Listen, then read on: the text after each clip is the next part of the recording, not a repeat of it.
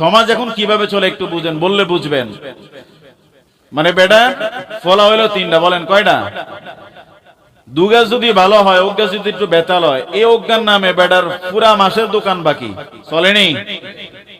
আমি কার ফলা কার বাপ জানোস নেই, ওটা কথা কয় না, কথা কন না কা। সমাজ কি এভাবে চলতেছে না?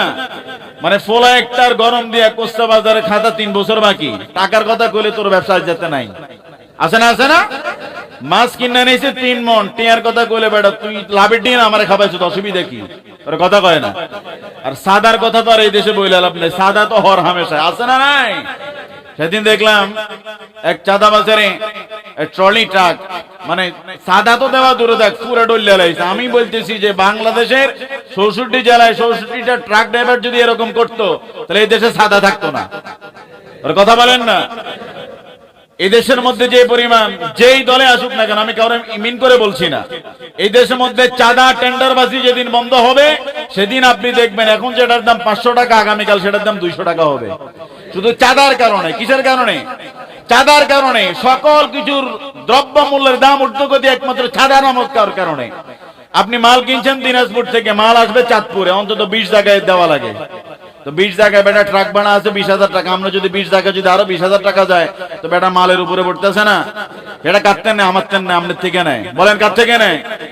তার মানে ওই লোকটা শুধু একজন ব্যক্তি থেকে চাঁদা নেয় নাই, গোটা দেশবাসী সবার কাছ থেকে চাঁদা নেয়। কেননা ওই ব্যবসায়ী তার টাকাটা নিজের গাইড থেকে দেয় না। ওই মাল যদি কেনা হয় 5,000 টাকা, আরো 4,000 টাকা তার এটাতে যোগ হয়। বলেন হয় কি হয় না? তাহলে আমরা সবাই চাঁদাবাজিকে কি করতেছি? প্রমোট করতেছি। আমরা সবাই চাঁদা দিচ্ছি, সে খাচ্ছে সরাসরি, আপনি দিচ্ছেন মানে গোপনে দিচ্ছেন আপনি। এই জন্য প্রিয় ভাইয়েরা, সকল কার্যক্রম যদি আপনি প্রতিহত করতে চান, অন্যায় যদি সমাজ থেকে দূর করতে চান, সমাজ থেকে শুরু করে প্রতিটা কার্যক্রম পর্যন্ত আপনি যদি কোরআনের বিধিবিধানকে বাস্তবায়ন করতে চান, তাহলে আপনাকে কোরআন এবং সুন্নাহর বাহিরে বিন্দু পরিমাণ অন্য কোন তৃতীয় নাম্বার কোন রাস্তা, 2 নাম্বার আর 3 নাম্বার কোন রাস্তা আপনার জন্য নাই। আপনার জন্য সোজা রাস্তাই হলো ইহদিনাস সিরাতাল মুস্তাকিম, সহজ সরল সোজা আপনার জন্য।